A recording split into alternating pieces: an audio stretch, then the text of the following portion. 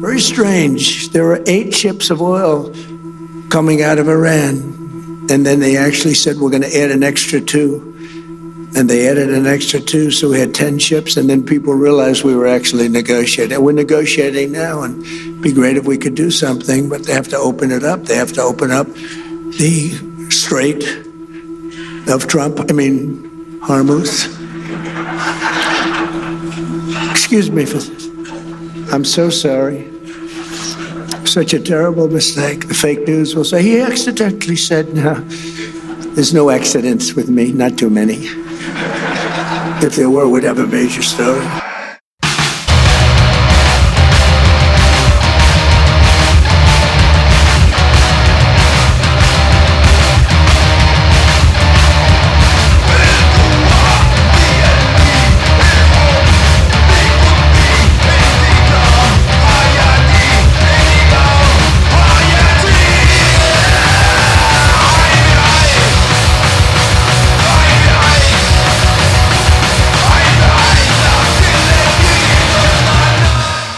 Hello, dear listeners, friends, comrades, subjects, citizens, insurgents, fugitives, defectors, dissidents, even the haters and losers.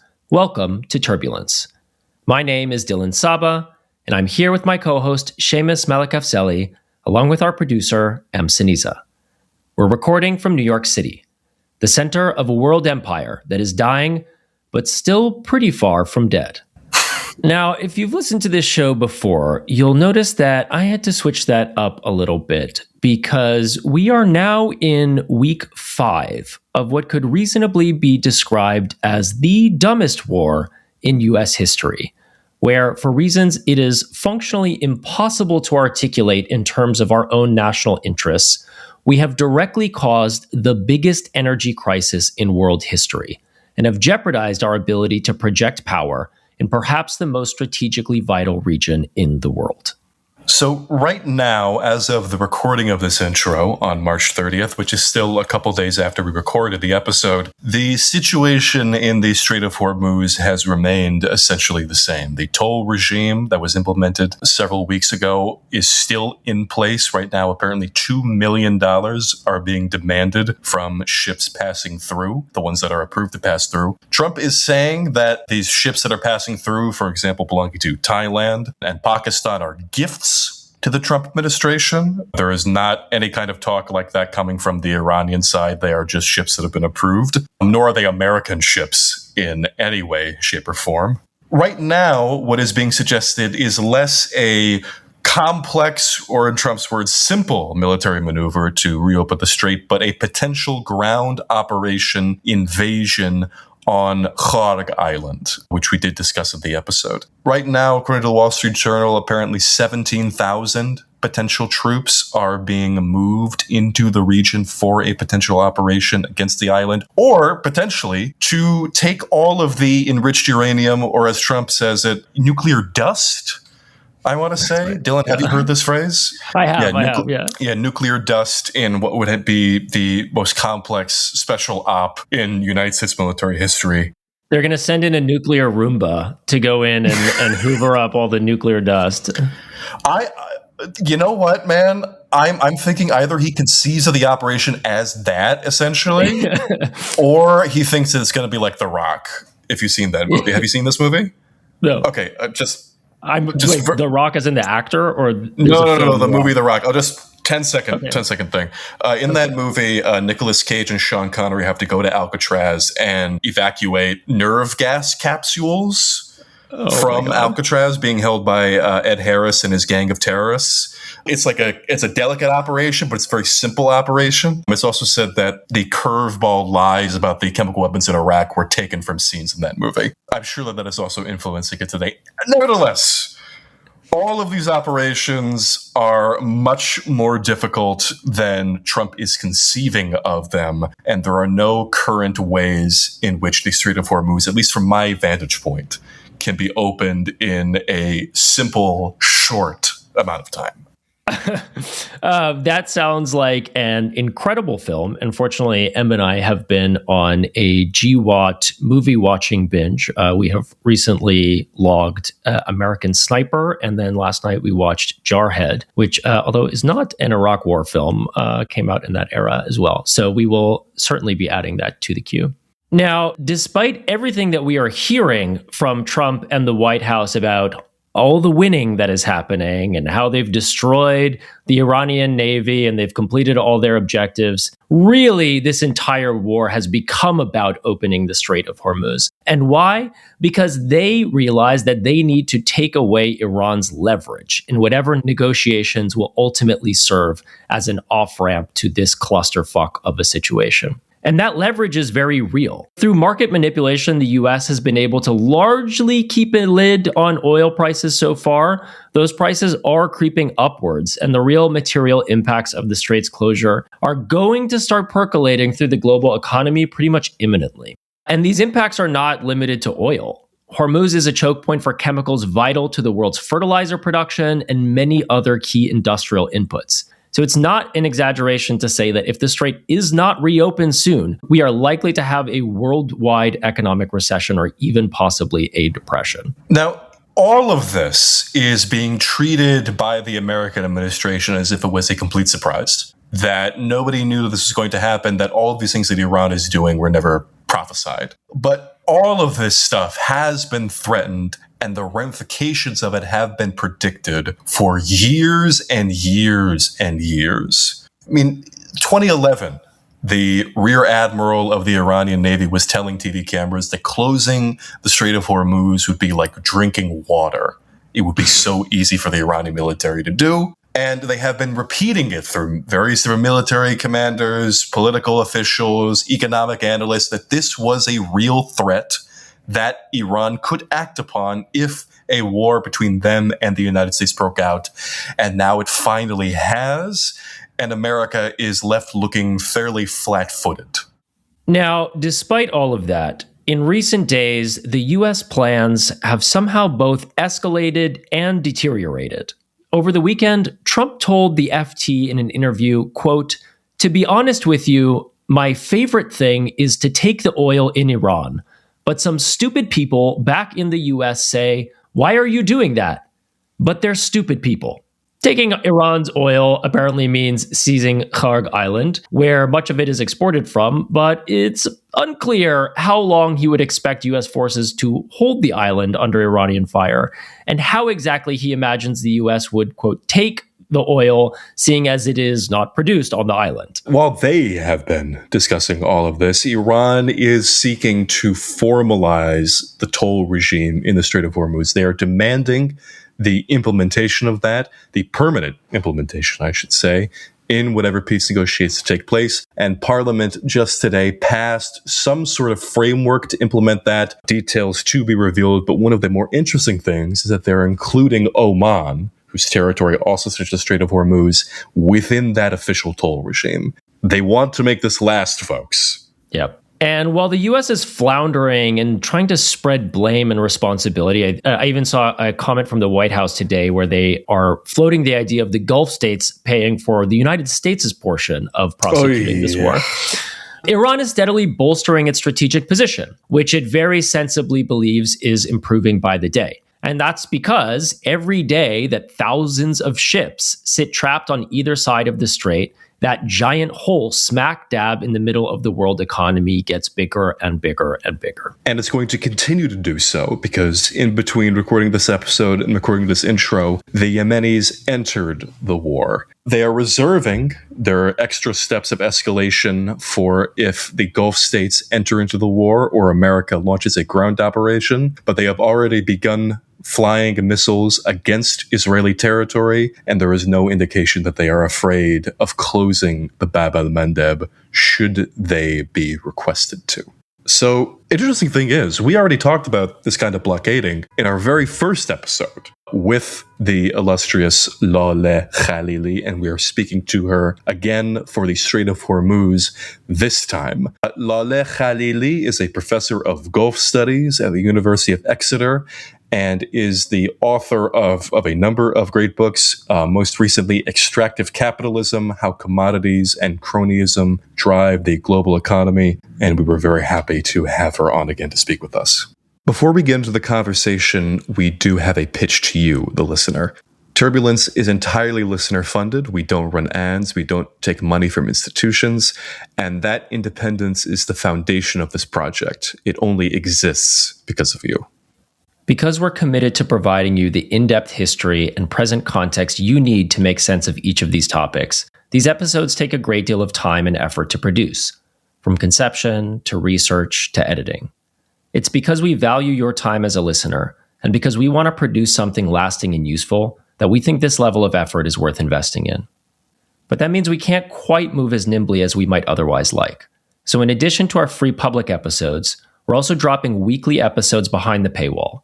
That's where we'll be able to respond to events as they unfold in closer to real time, providing our analysis, following up on threads and conversations from prior episodes, and drawing connections across the topics we've covered. To do all this, we need your support. A $5 monthly subscription will give you access to the bonus feed, our Substack community, and most importantly, you'll make it possible for us to keep doing this work independently week after week. Subscribe today at turbulencepod.substack.com and follow along on Twitter and Instagram at turbulence_pod. We hope you'll join us.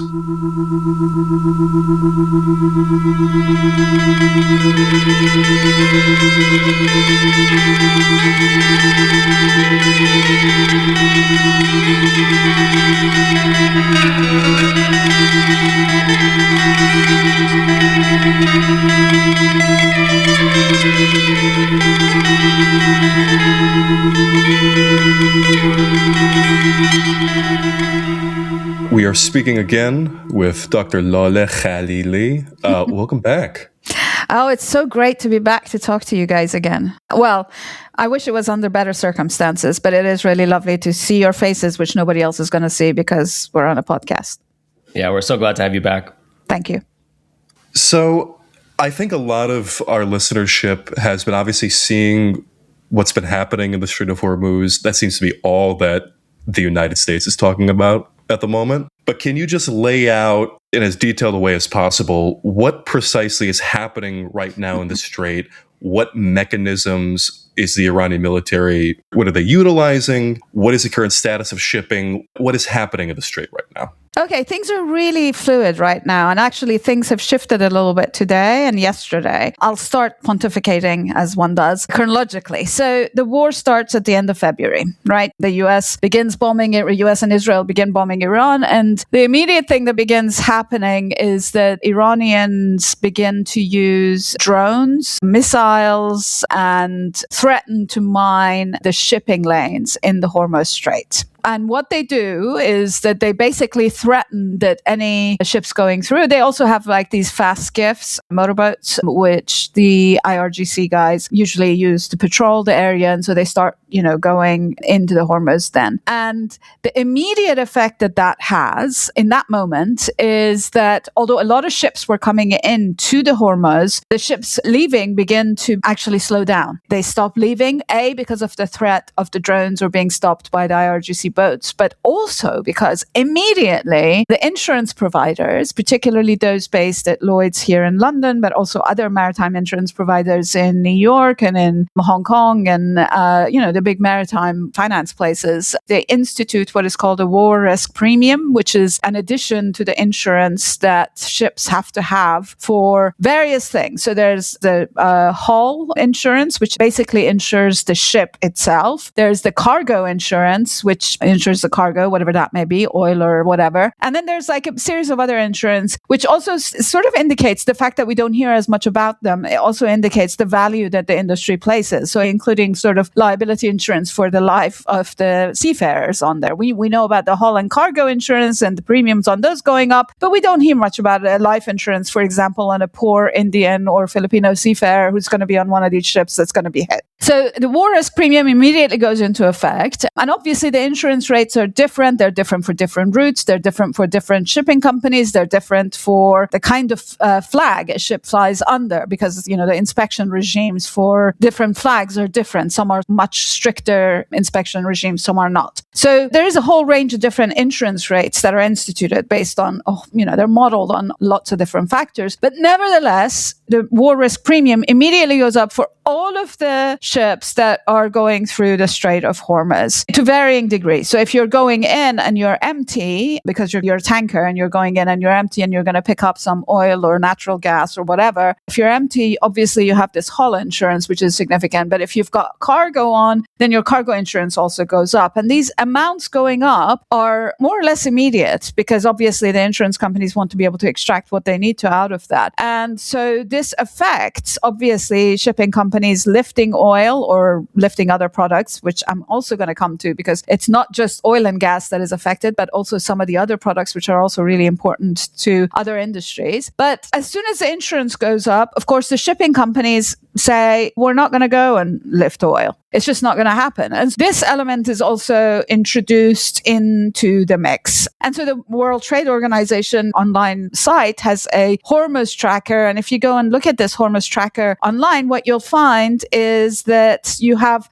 a regular flow of ships, 100 or so, like daily and suddenly or weekly or whatever it is, whatever number it is. And the numbers again fluctuate depending on seasons and how much oil people need and blah, blah, blah, blah. But suddenly you have a complete goes off a cliff and just basically all shipping stops at the end of February. Part of this, as I said, is obviously Iranians begins attacking some ships. They set some tankers on fire. But part of it also is that they start hitting oil terminals or various other kinds of logistics ports in the region with short range, medium range. We didn't know about their sort of longer range ballistic missiles, but primarily really with drones. And their drones are cheap to make and they're becoming more precise over time. So from what I've been reading from people that understand these kinds of things, the drones in the 12-day war of 2025 were much less precise than the drones of this year. And so there's obviously been an improvement in technology, certainly in targeting technology, or perhaps in the intelligence that guides the drones in the 7 or 8 months since the previous round of attacks.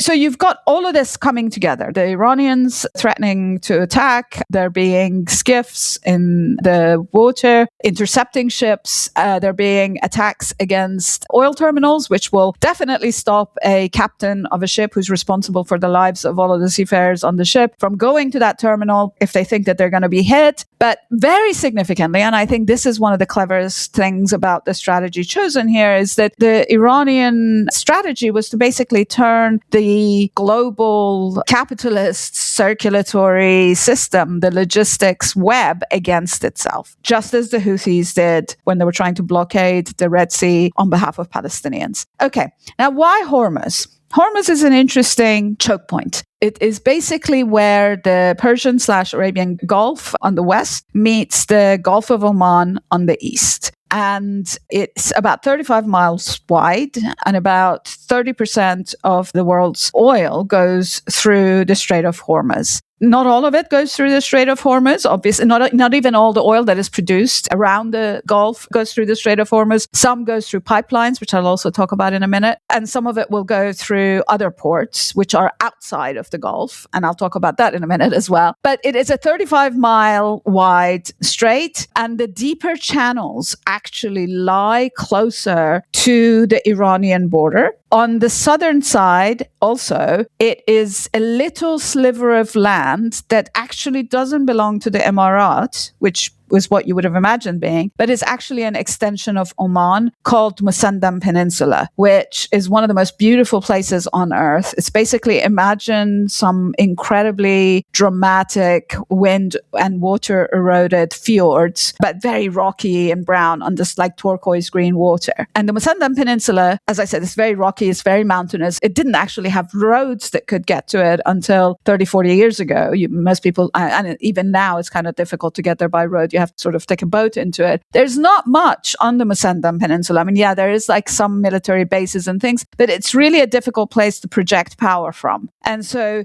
really Iran controls, because Iran sits on the northern edge, and there's also the long Qeshm Island, which is right there, just alongside on the Gulf side of the strait. Basically, that means that Iran controls that region because of its domination of Qeshm and because of the depth of the sea there. So Iranian control over that, which has been I would say they have never asserted it in this way, except for a short period between 84 and 88 during the Iran-Iraq war in what was called the tanker wars, which you can also ask me about. And it has never really asserted this power before, but it is now really asking for control. Now, when I started pontificating, I began by saying that things are fluid and things have changed in the last few days. So Iran began to set a series of conditions. And the news of this was coming from various sources. It wasn't necessarily official, but in the last couple of days, it has been made official. So some of the conditions that Iranians were putting on the shipping was, number one, that the ships could not be carrying oil or touching Israel or doing stuff for the US. So that was the first condition. The second thing that eventually came out was that maybe ships that were carrying oil for China could get through. The third thing that they said was that, they could then enter bilateral negotiations with whichever state they wanted to. And I think yesterday or the day before yesterday, they let a few Indian tankers, which had already lifted oil before and had been sitting in the Gulf for 2-3 weeks, they let them go through because the Indian government entered a set of negotiations with Iran. And then I saw this morning, that Spain has also now won a waiver on its ships going through. So there's a particular element emerging around what sorts of conditions Iran is putting. At some point, Iran was saying that it will allow any ship that is trading in petro-yuans rather than petrodollars to go through. I don't know how they can enforce that. I don't know how they can actually figure that out. But it's a very interesting way to sort of acknowledge the power of the US rests not only on its control of oil, not just for itself, but also for the control of its web of trade around the world, but also on the currency in which oil and other goods are traded. So there's been a lot of different events happening, but this is basically the lay of the land in the last 3 weeks. Now, ask me any questions you want about the details of this. You're saying a lot of things that are accurate, but I personally listen a lot to the White House press secretary. Mm-hmm. And she has been talking a lot about the fact that the Iranian Navy has been destroyed. Mm-hmm. Previous numbers, there were 20 vessels sunk, 50 vessels sunk. Just this morning, 120 vessels sunk. Yeah. That was the number that they said. I've been told the Iranian Navy has been destroyed. Mm-hmm. So has the American people. Does that decimation actually affect any of this? The point of the matter is that the U.S. press secretary, or indeed anybody actually representing the U.S. government speaking right now, is probably lying. I mean, we know that the president himself, whenever he talks about anything, he is trying to move the market. I actually learned a term from Ghalibaf, Iran's Ghalibaf, called jawboning. It's apparently a term that is used to indicate people who try to move the market by, saying something on social media. I mean, the greatest jawboner of all, that sounds actually dirtier than I meant to, but I think it is right, is of course Elon Musk. So because Elon Musk used to, cause fluctuations in the price of whatever company he owned by going on Twitter and saying shit. And I think that Trump does the same. So he goes on Twitter and he announces that something is going to happen. And then 15 minutes before his announcement, obviously somebody attached to him that has insider knowledge places really large trades in oil futures and moves the market in particular ways. And it's become a pattern where on Fridays, Trump announces something really horrific is going to happen. And then on Monday, 2 hours before the market opens, he walks it back. And so there is a particular way in which he is basically being the kind of con man that tries to move the market. So let's begin with the premise that nothing that comes out of any American mouth is actually to be relied on. Basically, American official mouth is to be relied on. I would agree with that. But the second thing is in the last 3 weeks, the number of times that they have said they have destroyed ex-Iranian capability. They've destroyed Iran's missile system. They've destroyed Iran's missile reserves. They've just destroyed Iran's navy. They've destroyed... at this rate, they have destroyed to 25,000% of the Iran's military, and yet Iran seems to be still functioning. So I'm not 100% sure who or what they're talking about, but let's also mention that the biggest attack on the Iranian navy was, of course, a completely illegal attack on an Iranian navy ship, which was near Sri Lanka in international waters, which had not had any warning given it, and which was torpedoed torpedoed by an American submarine. And then apparently they also did double tapping there too, where they also killed the people that had been clinging on for dear life, although some were rescued and are apparently being held in Sri Lanka. That is probably the biggest attack on the Iranian Navy. Yeah, they probably have blown a bunch of IRGC ships out of the water. Yes, I don't have any doubt that they have bombed a bunch of Iranian ports. We're also, of course, not getting a lot of information what is coming out of Iran. So it's not, we don't really know. And I certainly don't rely on the US government announcements or the CENTCOM or anybody else for this. We also know that the US has also asked for severe restrictions on commercial satellite imagery that is being provided. We have discovered that basically the best kind of commercial satellite imagery, which, the US provided, which had extremely detailed, very close imagery provided, is basically unavailable now. And so most people have to either rely on satellite imagery that Iranians have provided, which yesterday I was reading some European analysts saying that they're probably getting these images from China, or on Copernicus, which has very low resolution. And so it's very difficult to see actually what has happened. So no, I don't think that the Iranian Navy has been destroyed. They probably have destroyed, or decimated is probably a better word. They've probably destroyed about 10% or 12% or however many percent of it. But the fact is that Iran doesn't have to have an aircraft carrier to do what it does. All it has to have is a bunch of really cheap-ass drones that it goes up, and it just has to be a credible threat. And then the capitalist market does its job. A credible threat to a big old tanker going through is going to mean really high insurance, and the shipping companies are going to say, no way, Jose. So, okay, I have two questions about this. One is a small question just to follow up on something you said earlier, and then a kind of more abstract question. But the small one is, you talked about the depth of the territorial waters of Iran, how it's deeper on the Iranian side of the strait. Can you just explain for people how big these oil tankers are? Because, you talked about hundreds getting through a day. That actually doesn't sound like very much to carry 20% of the world's energy supplies. So I'm curious if you can just explain for people, like, what are we talking about when we're talking about an oil tanker? Because it does seem like that plays into the broader calculus, right? If they have to go through very deep waters, and also you just have to hit one to do a sizable impact to the market. Yeah. So there are very large crude carriers, VLCCs, and ultra large crude carriers. The largest crude carrier ever was built in the 1970s and was scrapped, I think, in the 1980s or 90s. And it has not yet been surpassed. I think it was 460 meters long. So that would be about 1,300 feet long. The biggest ones now are somewhere between 300 and 400, leaning closer to 400 meters long, which means, again, around 12, 1,300, which is basically these ships are as long or longer than if the Empire State Building was lying down on its side. So they're really, really long. And then if they are laden or not laden, if they have a cargo or they're in ballast, when they're in ballast means they don't have cargo, the depth of the ship also changes. And as the ships are getting bigger and bigger, the depth of the ship, or what is called the draft, also gets deeper and can be 20, 22 meters, which is about 60, 70 feet deep.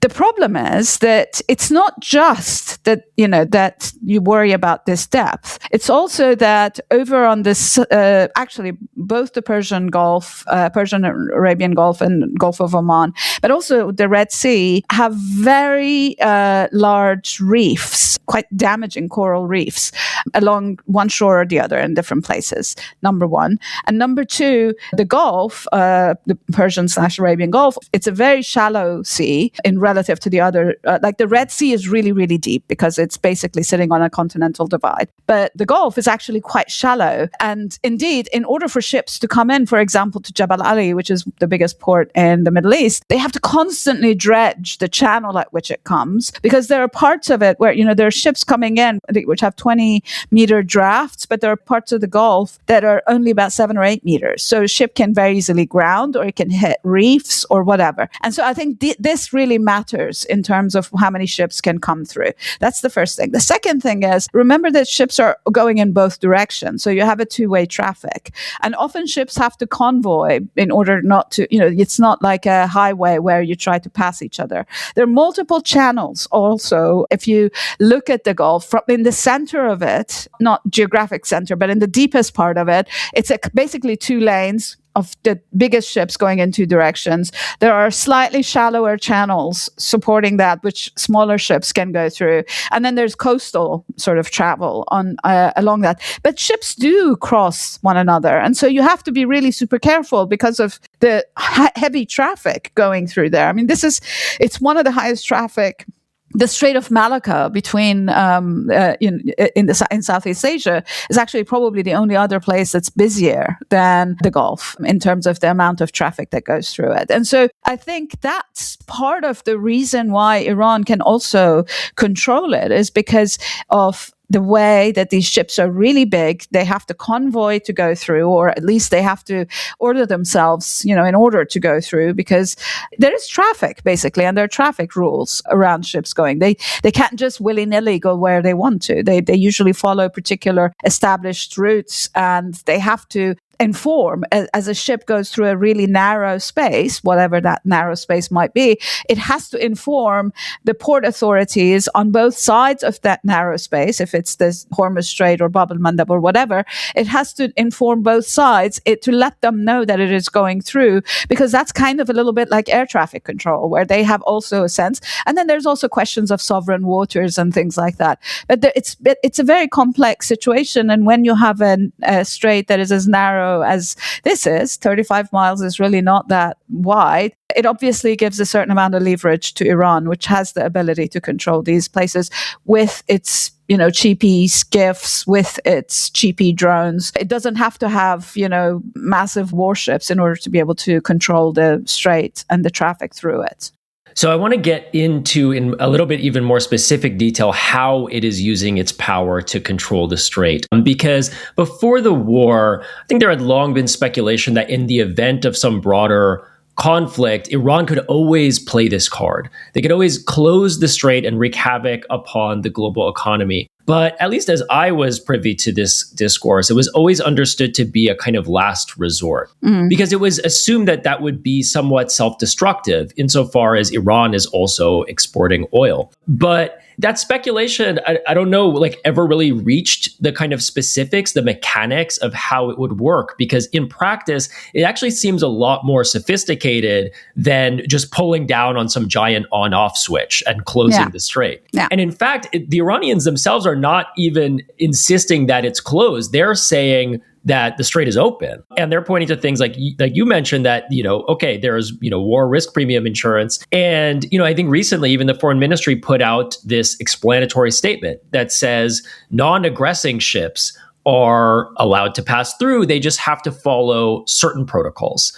And so, I don't know, to my mind, it seems like what they're doing is not so much closing the strait entirely, but using the strait to modulate different pressures. Yeah. And clearly one of the pressures is their own export situation. Another pressure is on the global economy and their ability to modulate the overall price of oil as an international commodity. And then also it seems like they're using it to cultivate relationships with third parties, with other countries. And so I'd wonder if you could just talk a little bit about those pressures, like where are they going in different directions? That's a really brilliant question, and I think it's actually quite analytically sound as well. So let's start with the last one, because that's really kind of the most straightforward one. Because the very fact that the Iranians are making a difference between what kind of ships can go through is indicative of the fact that they're using it as a diplomatic tool, that they are basically distinguishing between the wheat and the chaff, their enemies and their allies, or even at least neutral powers, because very obviously India is not necessarily an Iranian ally, given its very close relationships with both Emirat and Israel. But nevertheless, Iran is actually being really reasonable in its relationship with India. And I think that that element of instituting or deepening the relations that it has with these different states, but also in the old school Marxist kind of thing, intensifying, deepening the contradictions that exist or deepening the fissures that exist in the global north, has been really fascinating to see. So I think that's certainly one way that Iran is using the Strait of Hormuz in a way that doesn't necessarily mesh with the way that the US press or the administration in the US are calling it a closure. The second thing that has been really interesting is the extent to which Iran is affecting markets. So this has been interesting to me because not only, of course, there's a question of the war risk premium insurance, but there's also the incredibly fascinating thing that Scott Bessent comes on some television show and talks about how he's jujitsuing Iranians because although they're fighting with Iran, they have let Iranians sell their oil in order to lower the price of oil, which is kind of interesting.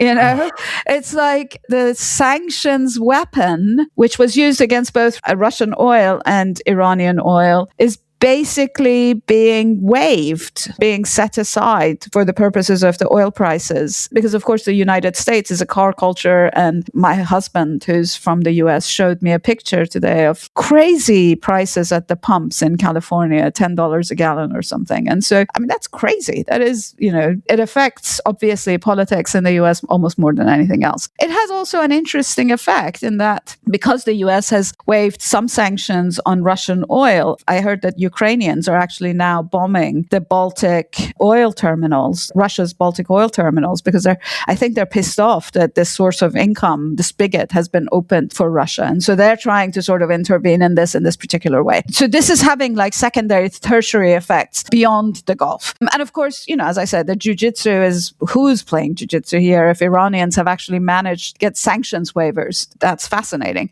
It also has other tertiary effects, which are actually quite fascinating to me. Two of the things that the administration has waived domestically in response to the potential rise in the price of oil has been, one, a waiver of the Jones Act. The Jones Act is a law 100 and something years old that requires that any ships that go between two U.S. ports fly a U.S. flag, are manufactured, and the ship itself is manufactured in the U.S. and is operated by U.S. seafarers. And they are waiving this in order to allow for more ships to arrive in the United States. The second thing that the US has waived is rules on smog. So if you guys live in a city that has a lot of, or has a history of smog, Los Angeles, New York, whatever, good luck, guys, because for the next few weeks, months, however long this lasts, the rules on smog have been waived, and really crappy, terrible car and other vehicle fuels are going to be all over in the air, and there's not going to be any limitations placed on that. So that's another tertiary effect.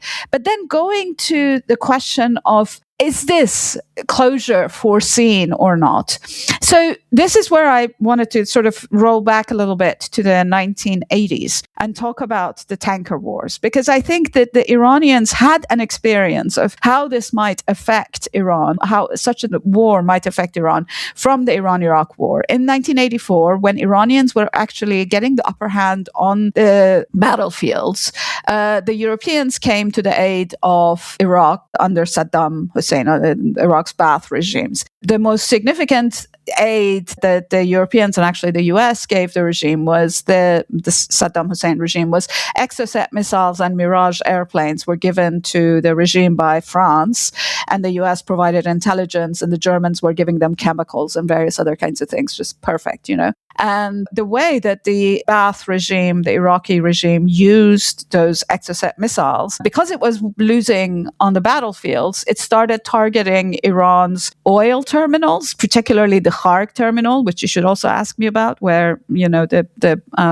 US has threatened to take over, but also started attacking tankers, both Iranian tankers and tankers that were lifting oil from Iran. And so Iran did a tit-for-tat answer. And it started attacking both Iraqi oil terminals, but significantly, it started attacking Kuwait. And the reason that it was attacking Kuwait was because although we've forgotten this because of the war that followed, 5-6 years later, in fact, Kuwait was acting as a kind of a extension of Iraq, providing the ability for Iraq to export its oil through Kuwait. And so Iran attacks Kuwait, and this immediately takes the price of oil through the roof, but it also immediately also takes the insurance premiums through the roof. And Iranians catch on. And this becomes such a big deal that the US actually then decides to flag Kuwaiti ships to US flags and to supposedly escort, and I say supposedly because I'll explain in a minute, it's just for show, supposedly escort ships carrying oil out of the Gulf. I say supposedly because, as Toby Craig Jones, a really great historian of the Gulf, has shown, in fact, they weren't escorting them. They were letting the convoy, the oil tankers, to go first, which is kind of funny because all of the mines were up front. So basically, they were letting the tankers blow up so that they could assert their sovereignty and, swing their dick out and, behind in the back of the convoy, with their warships. And did this work? Maybe a little bit. I mean, certainly it kind of escalated the war. There were something like 400 and something ships hit over the course of the next 4 years. We know the number of the ships. If you look it up on Wikipedia, every single ship is named. We don't know the number of seafarers that were killed, which is also kind of horrific and horrendous because it's a horrific way to die, actually, on a burning tanker in the middle of the sea. And it increased the risk of Third World War because obviously the Soviets weren't liking too much that ships were being flagged to the US. So Iranians have had an experience of this, and I suspect that some of what they have planned strategically has been in response to. They haven't had to war game this. They've actually lived through it. And so some of the tactics that they have used in the way that they're using the leverage of global economy and the sort of the credible threat perception element as a way to ensure that they have the upper hand in the flow of oil traffic or any kind of traffic through the Strait of Hormuz. I'm glad you teed me up to talk about Khark, because that has been obviously on the lips of everybody in the friendly media to the current Trump administration. The pitch is that if American troops, of which there are seemingly thousands now traveling to the Gulf region, that if they land on Khark, if they seize the island, which I think is around 80 to 90% of Iranian exports, oil exports, that they will cut off a significant lifeline for the Islamic Republic. If the U.S., God forbid, does go in and seize Khark, what would the options be for the Iranian government to take that oil exporting elsewhere? And if the U.S. decides to take Lorak, Kish, other islands like Abu Musa, what would the effect of those be as well? I mean, this is like one of those questions that is really difficult to answer because I think before we even talk about the economic effects of those, we'd have to talk about the fact that these are not little rocks in the middle of the sea. Khark Island has something like 8,000 people living on it. 8,000 people that are not military, that are not oil related. They're 8,000 people. It's got one of the oldest Portuguese forts on it. It is also one of those places that has enormous historic and archaeological significance. It is this incredibly significant and important place. Sans even thinking about, without even thinking about the oil. Yes, it's a significant amount of Iran's oil goes through Khark, but it's also notable that actually when the Iraqis were attacking Khark in the Iran-Iraq war, Iran actually immediately built buoys elsewhere to ship oil elsewhere, for example, to Chabahar and other places. The difficulty would be the shipping of oil or gas from internally rather than externally, because indeed to actually have a ship come and load themselves, you basically need a big old pipe, big old hose, and then you just attach it and that goes. I mean, the automation of this process of loading of petroleum is one of the things that I've written about. It's massively automated and inexpensive to create a buoy that's about a mile off the coast in order to ship that. I don't know the status of the Iranian infrastructure on land to be able to redirect Iranian oil into to other locations. But I can see actually oil being sent to Iraq and being shipped out of Iraq, for example, particularly southern Iraq, where, the people in control are sympathetic to Iran. And even in northern Iraq, even with the KRG, the Kurdish government in Iraq, because I can even see them, although they house Americans and they probably have lots of Israelis on the ground, they are actually not hostile to Iran. And so I can totally, or through Turkey, I can totally see Iran actually finding other ways of shipping oil out of the country, some of which can even be maritime. I think the more important question to ask is, will the U.S. really, yes, okay, they're sending 82nd Airborne and they were talking about sending the Marines before. Will they really put boots on the ground and start having coffins come back to the U.S.? Is the administration going to do that? It seems like they're hurtling in that direction without there being any breaks, without there being anybody telling them that you're stupid.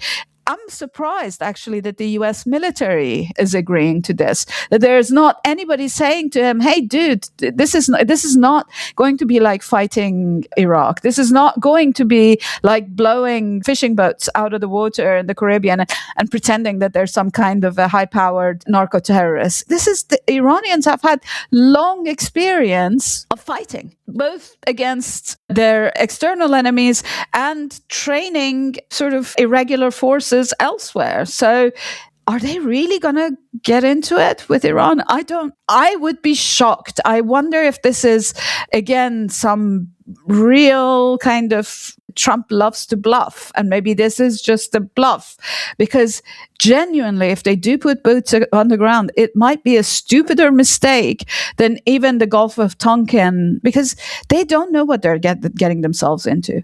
In Vietnam, they had been around for 10 or 15 years. They had all sorts of intelligence that they could gather. They have no clue what they're walking into. They just don't. They don't know. Yeah, that's my response. They may be able to destroy Khark. They may be able to momentarily destroy Iran's ability to export oil. But again, Iran has the engineering know-how to switch, to create temporary oil lifting terminals, and probably will find other ways of exporting oil, perhaps not to the same extent as it has been through its shadow fleets, but, it'll do what it needs to.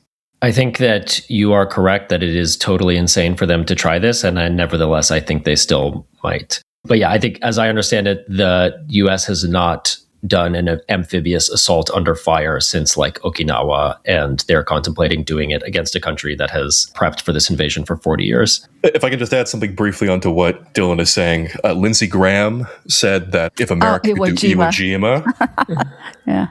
Oh my God, if that's the comparison point, then they're really going to go for it. Well, good Lord. It might happen even sooner than we think. This episode is being recorded on Thursday, March 26th, and may not go up for a few days, which includes the very dangerous weekend when the markets are closed. I was going to say, in Iwo Jima, force of 50-some thousand Americans faced 18,000 Japanese, and 27,000 Americans died. So, I don't expect historical or geographic literacy from anybody, less Lindsey Graham.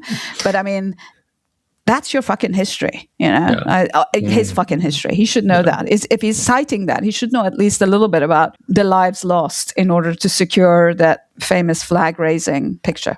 Yeah, all this to ostensibly to just restore the status quo ante of the Strait of Hormuz being open. Yeah. But I do want to return back to the kind of the economics of things, because you made a really interesting point when you first came on this show that was somewhat in passing, but I've been thinking about it a lot in recent days. You talked about how the oil shock of 1973, which gets attributed to the Arab oil embargo, wasn't really a supply shock at all. It was actually more of a price hike. Yeah. And, we could spend a lot of time getting into the actual history of that. But what I wanted to talk about is a comparison to today, because what we are seeing today is much different. There are millions of barrels of oil and gas that are physically coming offline. And in the case of natural gas, literally sitting on ships and evaporating in the Persian Gulf.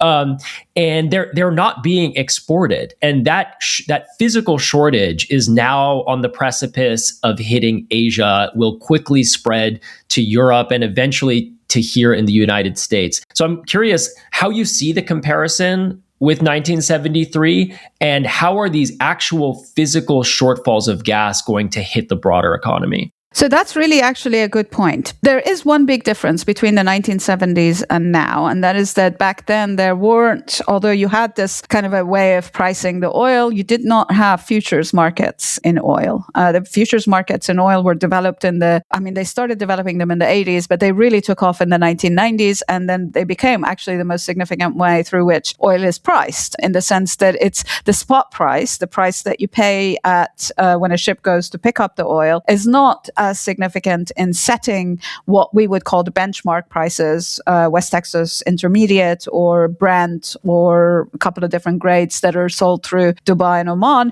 and the futures prices are. And what's really interesting here is that there is a disconnect between the futures pricing of oil on the one hand, which is what the job owning that I talked about a little bit earlier speaks to, particularly Trump's job owning speaks to.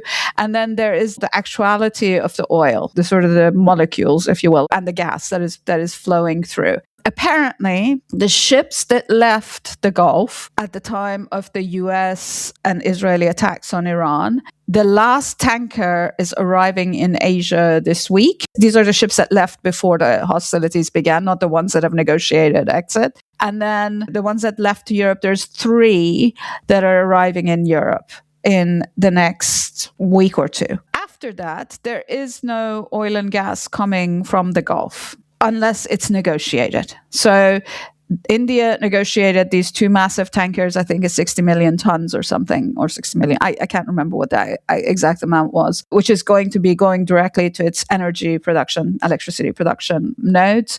What happens after, when we do hit the cliff and the precipice and go down, is something that is not anticipated.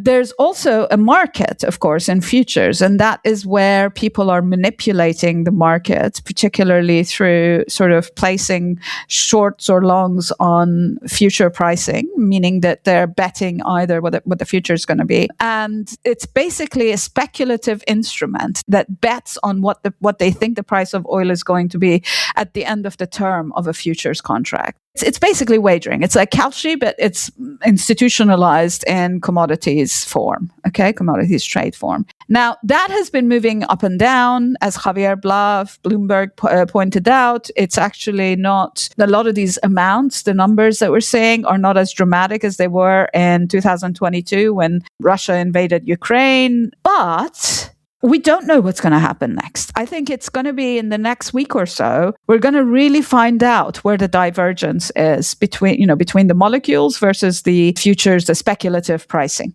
The other thing that is going to trickle in, its effect is going to trickle in over the long term, is that the futures contracts that are being signed, that you're going to sell oil at $100 in 6 months' time, if there is a negotiated settlement and the price of oil drops down to 60, there's going to be a lot of market shenanigans in trying to sort of unload these futures contracts at 100, which are planning for $100 oil. These 2 factors are really enormously significant. But then there's also, on top of all of this, there's also the fact that Iran has hit a number of different production facilities. Ras Al Khaimah in Qatar. It has attacked a number, Aramco and a couple of other places. It has also attacked lifting terminals. It has also attacked oil terminals.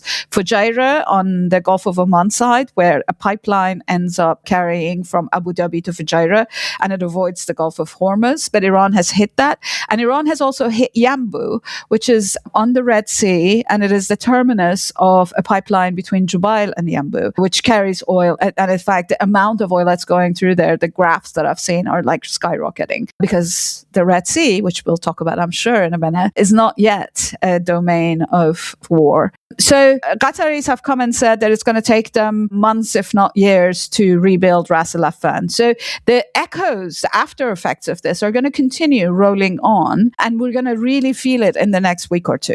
So who knows? We're in uncharted waters. So I think the matter of the Yemeni entrance into this war, I don't think it's a question of if, it's a question of when. Political bureau officials have said the decision to stand with Iran militarily has been made. There was a threat, I believe, by the IRGC last night that the Bab al-Mandeb could be a new front if there is a military move to reopen the strait militarily, or if there are landings on Kharg and other islands. Yeah. If there is a closure in the Strait of Hormuz and the Bab al-Mandeb at the same time, because the Yemenis do not have as sophisticated of a toll regime, of a ability to discern. I mean, the Yemeni Navy literally had a public email address where you could email them to get clearance. If both of these are essentially closed to almost all shipping traffic at the same time, how difficult would it be for the economy on top of what is already happening? Is it even possible to predict that, to consider that? No, it's not possible to predict that. And the reason that it's not possible to predict that is because we know that the closure of the Bab al-Mandeb by the Houthis had a massive effect on inflation in Europe, certainly. We know that the addition of the costs of ships going around Cape of Good Hope actually does exacerbate the pricing processes. It exacerbates the just-in-time manufacturing. It exacerbates, basically the sort of the length of time it takes for goods to travel from between Asia and Europe. And so it is significant. It is enormously significant that this kind of a closure or the blockade of the Red Sea, which resulted in the container ship traffic through the Suez Canal dropping by something like 60%, had this massive effect on inflation in Europe. Now, imagine combining that with a reduction in the natural gas production arising from Ras Al Khaimah being out of commission, as is Iran's South Pars field, for example, will be out of commission if the US tries to take over. And with war risk premium in all of these areas, basically in Western Indian Ocean, going through the roof. I don't know of a scenario. This is a kind of a World War III, but fought in the maritime space of Western Indian Ocean. And I don't know what's going to happen. I don't want to even think about it, because what I also worry about is that the response to any such a thing will be the madman's response of unleashing nuclear weapons, which is not beyond Israel. And the US would sort of turn a blind eye, as Europeans will too, probably. And so it's kind of, it's such an apocalyptic thought that the only thing that I can hope for is that the Europeans have pushed back a little bit, not a huge amount, but a little bit against this war. If it's going to affect them in the dramatic way that it will, if Bab al-Mandeb is closed on top of the Strait of Hormuz, I would hope that they push back in some way against the US, but who knows? So on this program, we are in the business of being optimistic and looking for the silver lining in any situation. Good, which is we should. I mean, I have to say the silver lining on this is, okay, so the government of Iran, my parents were political prisoners there. Setting that aside, the fact of the matter is that they have displayed in what Ho Chi Minh said in the was it Ho Chi Minh or was it Mao, that the US is basically a paper tiger, that so much of the way that the US thinks about war fighting, thinks about its imperial control, is basically proven to be ineffective. And not only because the current administration have dismantled the instruments of US hegemony, which they have, and not only because Trump is an idiot and his court are a bunch of bootlicking suckers that just feed him 2-minute reels of US victories rather than the reality of what's going on, but because structurally the US is at a place where it simply does not have the capability, I think, to be any kind of a hegemonic project in the globe. It is now reliant on its annual $1 trillion+ expenditure on the military in order to survive. It basically operates on the basis of strong arming everybody into doing what it wants, which Trump has only laid bare. He's just, peeled off the niceties off the top of that. But that's basically what the US used to do. And it and Israel have made Israel the most vulnerable it has been in its entire history. And so maybe that's something good. Maybe those are the silver linings. I wanted to ask about the silver lining from a related angle to hegemonic decline, but it's in the direction of what this potentially could open up. Because another difference from the 70s is that there are now much more developed energy alternatives to oil and gas and coal, non-fossil fuel energy sources. And so I'm wondering if you think that sustained higher oil prices coming from this shock, from the expansion of this shock, could have the inadvertent effect of accelerating something like an energy transition, or at the very least, if sustained price hikes cause the demand destruction in fossil fuels, do you see any potential broader environmentalist upside to this conflict?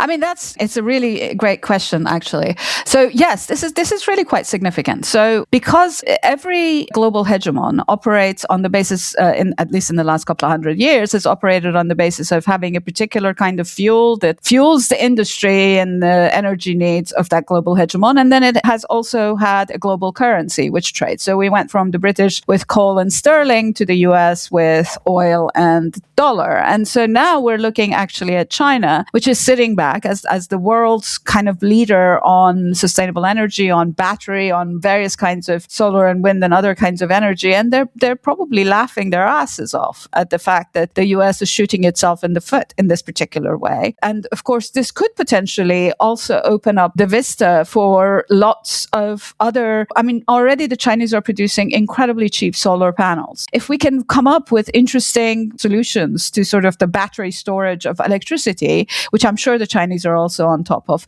they could potentially also affect this in a major way. But there's also other elements about this current closure of the Gulf that are interesting and unintended consequences of the US and Israel blundering into this war, which is that we know about oil and gas coming through the Gulf, right? But there are also two other products that come through the Gulf, which the Gulf is the most significant area for the production of these. Urea, which is used in production of fertilizer, but also other stuff that needs nitrogen. And about 30 to 50% of the global urea travel, and it's a byproduct of a lot of the production kinds of processes of production of petroleum. And so a lot of urea actually comes through the Persian Gulf, comes through the Strait of Hormuz.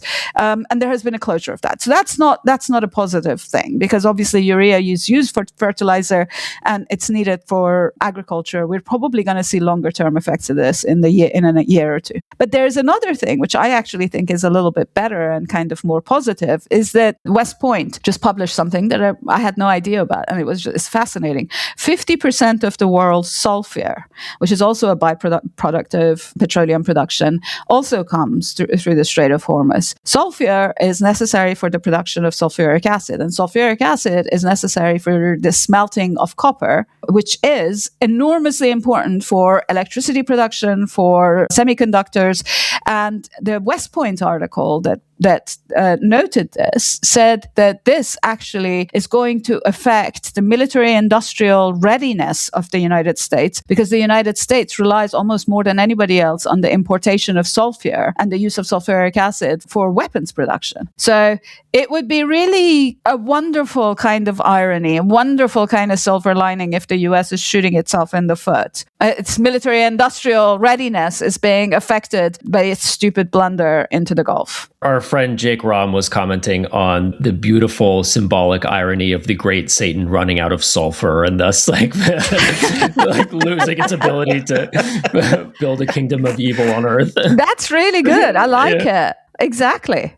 So I wanted to close out this discussion, which I'm sad to do because we always love talking to you.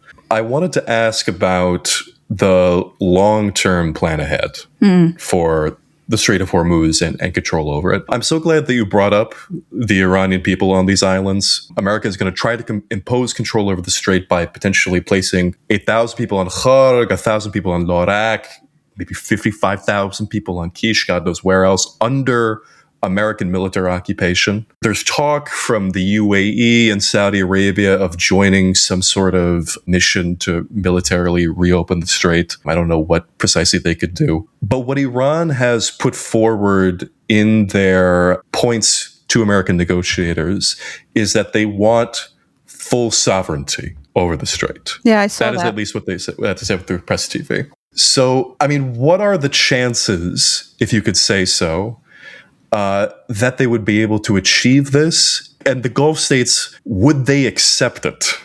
This kind of arrangement. Okay. No, well, it depends on which Gulf states, because I suspect that Qatar would be quite happy to come to a negotiated solution with Iran. I mean, Qatar and Iran have been sharing what Iranians call the South Pars field, the Qataris call the North Dome, a basic gas field. And they've been coordinating the extraction of natural gas from this field for 20 years. And they've been having a very good relationship of negotiating that. I could see the Qataris making, a deal. I could see Kuwaitis even making a deal. But I suspect the Emirates probably won't. And even within the Emirate, there's going to be probably differences, because I think Abu Dhabi will not allow, for example, for Dubai, which would want to have much more of a commercial, laissez-faire relationship with Iran, to have that kind of a control.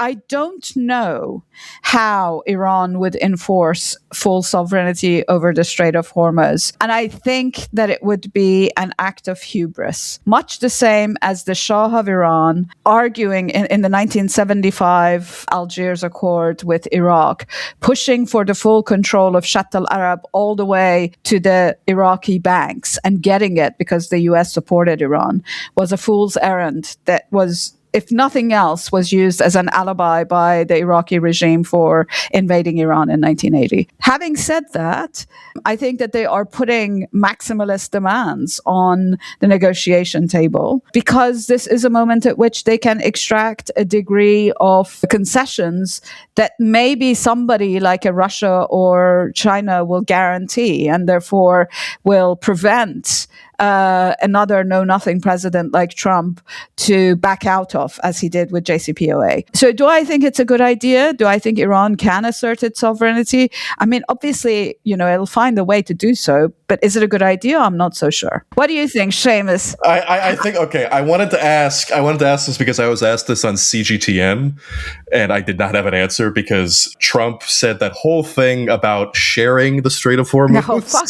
Well, fuck Trump. I mean, no. But I also don't think that full sovereignty over the Hormuz. No, that also international seems, waters. It seems like, essentially a maximalist demand. The one thing that I think I know, or at least I hope won't happen, is some sort of board of peace argued dual sovereignty neo-colonial nonsense. I can at least rest easy being like, okay, I don't think that's going to happen. No, that definitely won't happen. And it's kind of funny, the Iranians were posting, some Iranian embassy posted, the quote that Trump had, me and the Ayatollah are going to control Hormuz. And they posted a picture of a dashboard, with a wheel on one side and a kiddie, one of those attached kiddie driving wheels on the other side. So, Laleh, that was my tweet. The embassy stole it from me. Yes. I tweeted that, and then I saw the Iranian embassy had taken the exact same image. I was like, okay, I'm honored. Dude, we're not worthy. He was so proud of brilliant. Em was like, I was literally in the grocery store with Em, and she was like, "What are you smiling about?" And I was like, looking at my phone. No, that won't happen. That definitely will not happen. The US doesn't have the fucking stomach. They don't even have the stomach to go back and reinvade Panama like Trump claimed that he was going to. Yeah. So I don't think they're going to they can't. Iran may not have the capability, but the US definitely doesn't have the capability to control the Strait of Hormuz. It just doesn't. And it will not have some kind of a board of peace bullshit. It won't ever come to that. But I think that if Iran decides that it wants to have full sovereignty over the Hormuz, which means control over the strait all the way to the Musandam Peninsula, I think that would be a bit of an act of a hubris. Negotiations over the sea lanes and, territorial waters is something different. I mean, the way I read it is as a counter-hegemonic threat. That their whole strategy in this war has been to weaponize the strait and to say, okay, we are using this as a weapon of asymmetric warfare. If the Americans and the Israelis are going to have this attitude of we can come in whenever and do whatever we want. And this is what the Israelis say, right? That they're like, okay, well, if if you're gonna back off here and you're gonna settle this war, whatever, we need to maintain our freedom of action. And I read the Iranian posture as saying, okay, well then we will have our freedom of action, and we may not, be able to send a missile to the United States, but we do have this very strategic choke point right here, and we are demonstrating now our capacity to use it, and we are clearly not scared to do so. And so I read it in the context of a kind of maximalist counterpressure with a vision towards securing a longer-term arrangement. I think I'm willing to believe that. I think the idea that this is a kind of a negotiation point rather than an actual plan is far more believable and far more palatable. Because I think also, really, does Iran want to, go to war also against all of its across the water neighbors? It's a question. So, Laleh, thank you so much My for coming pleasure. back on. It's been great. We love having you, and I'm sure we'll have you back in the future as well. Well, I mean, given how incredibly depressing it is that you want me on because things are really shitty, I mean, in a way, it's like the Chinese curse. We all live in interesting times. Let's hope for more boring times where you won't need me on. Yeah. All right. Lovely to see you both. All three of you, actually. Hi, Em. Yeah. Thank you very much. See you guys later. Take care. Bye-bye.